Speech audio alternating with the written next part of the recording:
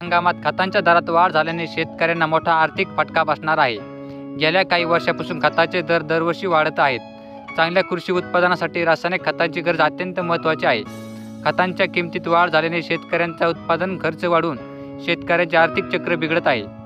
जूनच्या सुरुवातीला हंगाम सुरू होत असला तरी शेतकरी मे महिन्यात खत खरेदी करतात. तसेच ऊस उत्पादक शेतकरी तसेच फळबाग उत्पादक शेतकरी आता खत खरेदी करताना नवीन वर्षात खतांच्या किमती वाढल्या. काही महत्त्वाच्या खतांच्या किमतीत वाढ झाल्याची संपूर्ण माहिती या व्हिडिओमधून जाणून घेऊया. गेल्या वर्षी 10-26-26 या खतांची किंमत 1470 रुपये होती, ती आता 1700 रुपये झाली आहे. तसेच 20-20-013 दर मागील वर्षी 1250 रुपयेवरून 1400 रुपयेपर्यंत वाढला आहे. 24-24-0 मागील वर्षी 1550 रुपयावरून 1700 रुपयावरती वाढले आहेत. सुपर फॉस्फेट 50 रुपयांनी वाढून 500 रुपयावरून 550 रुपये झाले आहे.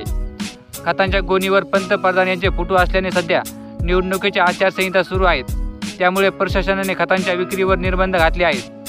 लोकसभा निवडणुकीचा कार्यक्रम पूर्ण झाल्यावर खतांच्या खरेदी विक्री पुन्हा पूर्ववत होईल.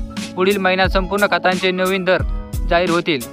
तरी शेतकऱ्यांसाठी ही महत्त्वाची अपडेट आहे की सध्या आचारसंहिता लागू असल्याकारणाने खतांच्या गोणीवरती पंतप्रधान यांचा फोटो असल्याकारणाने सध्या खतावरती निर्बंध लावले आहेत. तर आचारसंहिता संपल्यावरच आपण देखील खत खरेदी करावे व नवीन खताचे दर देखील आचारसंहिता संपल्यानंतरच उघडकीस येणार आहेत. तर ही माहिती तुम्हाला कशी वाटली कमेंटमध्ये नक्की कळवा. अशीच माहिती पूर्ण व्हिडिओ व योजनेसंदर्भाचे नवनवीन अपडेटची माहिती पाहण्यासाठी चॅनल सबस्क्राईब करून नक्की ठेवा. तर चला भेटूया पुढच्या व्हिडिओमध्ये.